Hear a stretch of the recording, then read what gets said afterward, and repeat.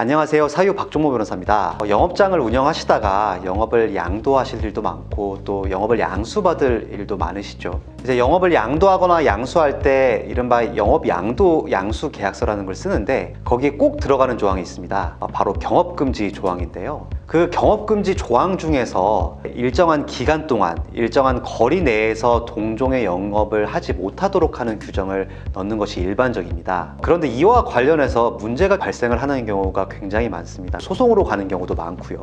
그 거리 내에서 동종의 영업을 한 것이 과연 맞는지, 손해배상액이 얼마로 측정이 되어야 하는지, 이것과 관련해서 분쟁도 많이 일어나고 소송도 많이 발생을 하는데, 오늘은 제가 실제 이와 관련하여 수행한 성공 사례를 설명드리도록 하겠습니다.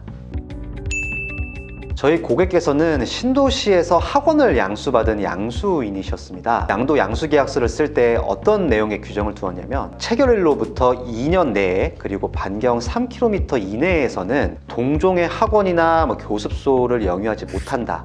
이런 식으로 규정을 해두었습니다. 그러니까 쉽게 말해서 영업 양도인이 학원을 팔고 근거리 내에서 가까운 시일 내에 같은 운영을 하지 말라는 거예요.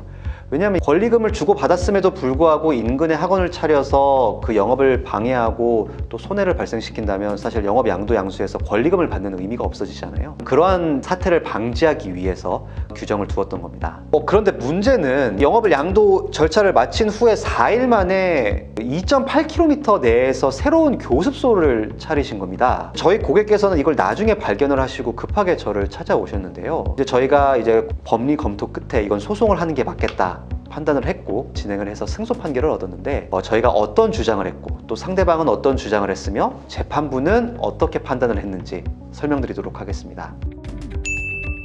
첫 번째 쟁점은 거리에 관한 쟁점이었습니다. 상대방 주장은 이랬습니다. 양도한 기존의 학원과 새로 차린 학원의 내비게이션상 거리는 3.3km였다. 그렇기 때문에 경업금지 약정상 3km 이내에 학원을 새로 개설해서는 안 된다는 규정을 위반하지 않았다.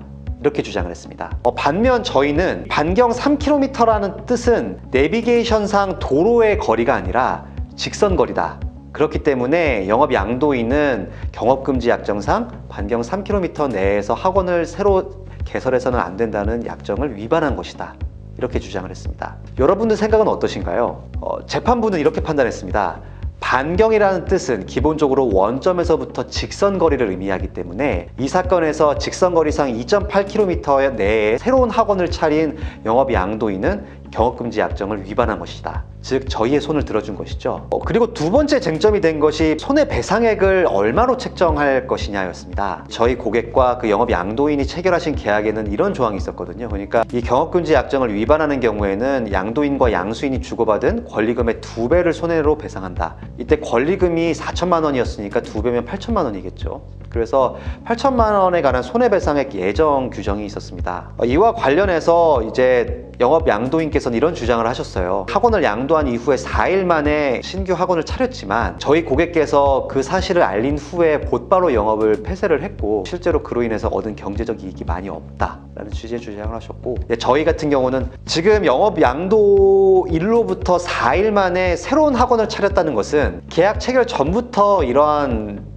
행위를 준비한 것이고 그렇기 때문에 약정을 위반하겠다는 위법성이 매우 크다. 그리고 두 번째로는 신규 학원을 차리면서 우리의 교습생들이 많이 빠져나갔다. 그로 인해서 경제적 손해를 많이 입었다. 이런 주장을 했습니다. 재판부는 어떻게 판단을 했을까요? 재판부는 손해배상액 예정이라는 측면에 좀 집중을 했습니다. 손해배상액 예정이라는 것은 손해가 발생했으나 그 손해를 구체적인 액수로 특정하기 어려울 때 일정한 계약 위반이 있으면 그 손해액에 대한 증명이나 정확한 측정을 묻지도 따지지도 않고 그 예정된 손해배상액을 그대로 지급해야 된다라는 그 규정을 바로 손해배상액 예정이라고 합니다. 근데 아까 말씀드렸다시피 저희 고객과 영업 양도인이 체결한 그 영업 양도 양수 계약서에는 손해배상액 예정이 있었죠. 그렇기 때문에 법원은 영업 양도인이 불과 4일 만에 새로운 학원을 차렸고 그 다음에 영업 양수인인 저희 고객께서 실제로 손해를 입으신 것이 인정이 되기 때문에 전체 손해배상액 예정을 기준으로 손해배상액을 판단하되 다만 이제 재반 사정을 고려해서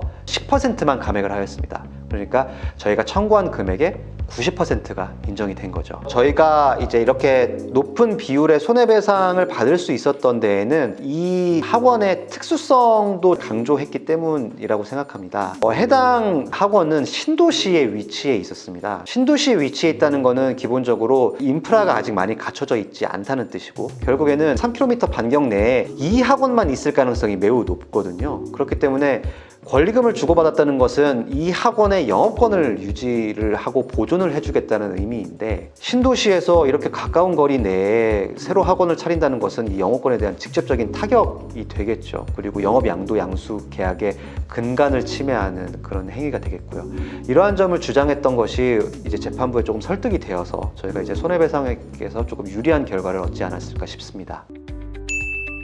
오늘 제가 설명드린 사례는 실상에서 많이 발생하는 사례이고 또 분쟁도 많이 일어나는 사례입니다. 그런데 이제 뭐 잘 모르셔서 혹은 제대로 된 검토를 받지 않으셔서 우리가 응당 받아야 할 손해배상액 예정을 받지 못하시거나, 혹은 뭐 또 영업 양도인 측면에서 또 애꿎게 소송에 휘말리는 경우가 굉장히 많습니다. 저는 이 경업금지 약정과 관련해서 대단히 많은 소송 성공 사례와 그다음에 자문 사례를 보유하고 있습니다. 이 경업금지 약정과 관련해서 뭐 소송에 휘말리실 우려가 있으신 분, 그다음에 영업을 양도하고 새롭게 영업을 차리시고 싶은데 이거 해도 되는지 조금 고민 중이신 분, 언제든지 편하게 연락 주십시오. 제가 정답을 제시해 드리겠습니다. 지금까지 법률사무소 사유의 박종모 변호사였습니다. 감사합니다.